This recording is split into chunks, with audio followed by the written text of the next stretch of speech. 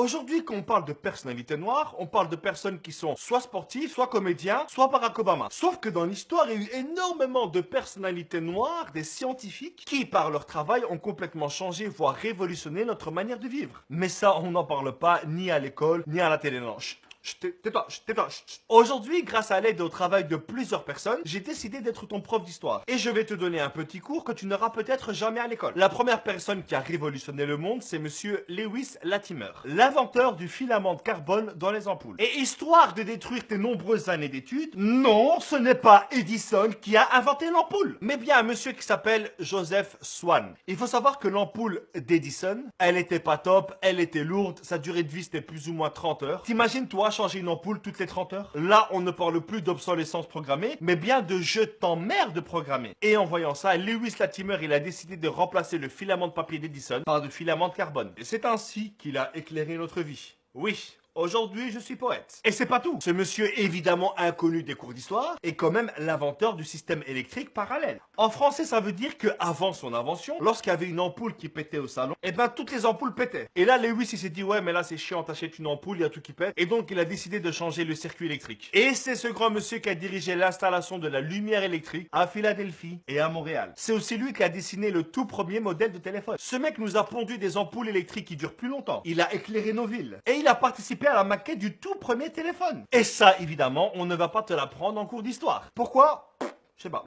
Je ne sais pas. Il y a eu aussi Garrett A. Morgan. Lui, c'est un vrai héros. Évidemment, lui aussi invisible des bouquins scolaires. Ce mec, c'est juste l'inventeur du masque à gaz. Et c'est vraiment un héros parce que pendant la Première Guerre mondiale, s'il n'y avait pas eu ces masques à gaz, eh ben cette guerre, elle se serait pas terminée comme elle s'était terminée. Ce monsieur a sauvé des dizaines de milliers de personnes pendant la guerre. Et malgré cette énorme révolution, il a décidé d'inventer un autre système qu'on utilise tous les jours. Garrett A. Morgan est l'inventeur du premier feu tricolore électrique automatique. Et sans ce monsieur, notre circulation qui est déjà merdique serait encore plus merdique. Et à tous les racistes qui se poseraient la question, oui, c'est à cause d'un Africain que vous avez des amendes. Le suivant, c'est monsieur Granville Woods. Il est l'inventeur du troisième rail. Je t'explique ce que c'est. Les roues du métro avancent sur deux rails et à côté, il y a une troisième rail qui est la source d'alimentation du métro. Et ce système de troisième rail, il est utilisé pour le métro de New York, de Londres, même à Bruxelles. Prochaine fois que tu prendras le métro et que tu veux paraître cool, tu diras, hey, vous savez que c'est monsieur Wood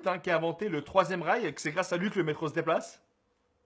Vous savez ou pas? Et évidemment qui arrive à ce moment-là, Thomas Edison encore. Dès qu'il a appris que Woods avait inventé le troisième rail, il lui a dit « Eh, regarde là-bas, il y a Joule !» Et encore une fois, il a été couru pour mettre le brevet à son nom. Ensuite, il y a Woods qui va au tribunal pour dire à Edison d'arrêter ses conneries. Et heureusement, il a gagné son procès. Et là, t'as Edison qui lui dit sans pression « Eh, dis-moi, ça te dirait de travailler pour moi ?» Et là, t'as Woods qui voit ce Thomas Edison qui a voulu lui voler et lui répond « Je peux pas dire ça. » Je peux pas dire ça, il y a des enfants qui nous regardent. Et c'est aussi Granville Woods qui a gâché mes journées avec des séries de merde. Des séries où le son et l'image sont décalés d'une semaine. Des séries où lorsque ta maman les regarde, elle ne te reconnaît plus comme fils. Oui, mesdames et messieurs, Granville Woods est l'inventeur de l'antenne parabolique. Excusez-moi, non mais... Quand j'étais plus jeune, c'était moi qui la plaçais. Et je devais la bouger toutes les secondes d'un micro-millimètre. Et quand l'image, elle prenait, j'avais pas le droit de bouger.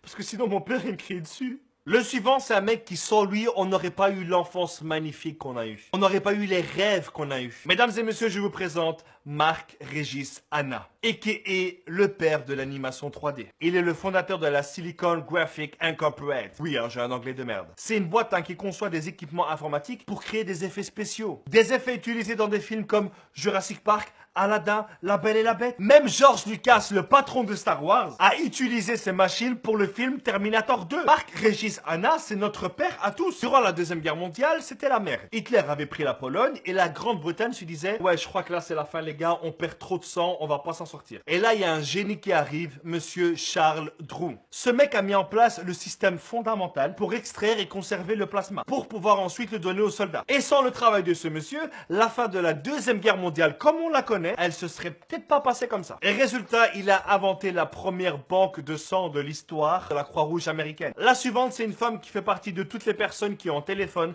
et qui disent la fameuse phrase « Attends 2 secondes, j'ai un double appel ». Shirley Ann Jackson est la maman de l'appel en latin. Encore une autre femme, attends, qu'est-ce que je raconte? Une immense femme, le docteur Patricia Era Batt. Elle a inventé un dispositif qui permet de soigner sans grande douleur la cataracte, qui est une maladie de l'œil. Et ce traitement est utilisé utilisée aujourd'hui partout dans le monde. Elle a même été capable de redonner la vue à des mecs qui étaient aveugles depuis 30 ans. Il y en a eu d'autres, hein, comme Marie Van Britta Brown. Elle a inventé la caméra de surveillance domestique. John L. Love qui a inventé le taille-crayon. Et il y en a encore plein d'autres que je ne pourrais pas citer. Tout ça pour dire, hein, que même si l'histoire est écrite par les vainqueurs, les puissants et les fortunés, on ne pourra jamais cacher indéfiniment le soleil avec sa main. Et qu'un jour ou l'autre, toutes ces personnes que l'histoire a voulu cacher referont surface et finiront dans les livres d'histoire de nos enfants ou nos petits-enfants. Le tout, c'est d'en parler. Merci à tous, rendez-vous la semaine prochaine. Peace!